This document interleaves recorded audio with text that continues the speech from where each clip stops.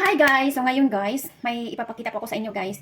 Nagluto kasi ako ng gulay, malunggay at saka guys, bulinaw. Alam nyo ba yung anong bulinaw? Yung mga maliliit na isda.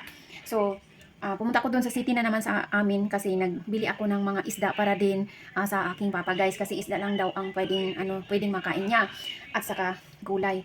So ngayon guys, nakabili ako ng bulinaw, yung mga maliliit na isda. Tapos sabi ng papa ko is daw, lagyan lang daw or isama lang daw sa malunggay. So hindi na ako instead of magtula ng anduhaw na isda, hindi na ako nagtula. Ito na lang yung bulinaw na niluto ko at saka may malunggay. Yun lang ang ulam namin ngayon guys. So ipapakita ko sa inyo ngayon guys. Ayan.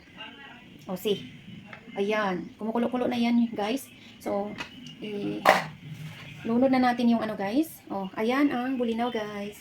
Ayan. As you can see, nakita nyo guys. O. Ayan. Ayan ang bulinaw. Ay, nahulog ang isa. Ayan guys. Bulinaw yan sa amin guys. Yung maliliit na isda. Iwan ko sa Tagalog kung ano yun. So, to make it faster lang guys, kaya para makakain ka agad yung papa natin guys. Ayan.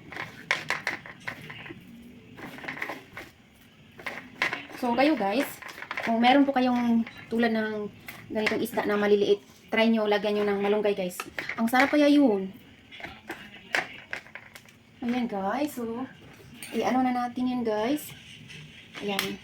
Nilagyan na natin yun ng seasonings. So, nung na mag-add po tayo kasi baka masobrahan siya. So, may din tayo guys. May okra. So, yung okra natin guys, ayan. So, natin guys, ilunod. Ayan, ilagay natin guys. Ayan. Tapos, lakasan natin yung apoy.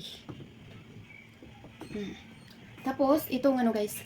Ayan, tanglad. Pang pabango ng ating niluto guys. Yan. Let's see. Then, antayin natin yun na kumukulo. So, simmer natin yan ng ilang minutes, guys. So, ayan guys, ang paglulurot natin ngayon.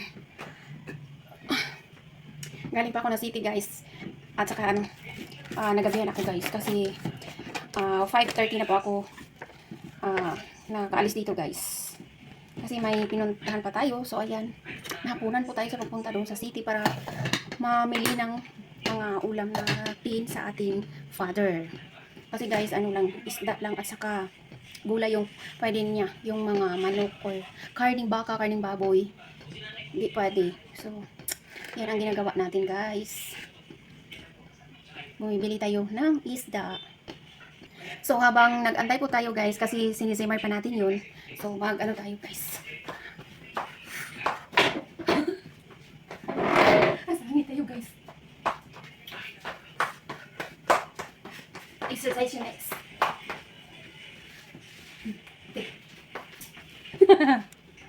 Ganun lang ang buhay guys. Enjoy lang po natin. O diba? So, yung niluto natin guys is na siya guys. O tingnan nyo guys. Ayan, luto na siya. Lagyan muna natin ng sili. At saka, sibuyas na dahunan guys. Oh, ayan. Ayan. Para maging masarap yan guys. Oh. Yan, okay na yan guys. Sarap. Sarap talaga guys.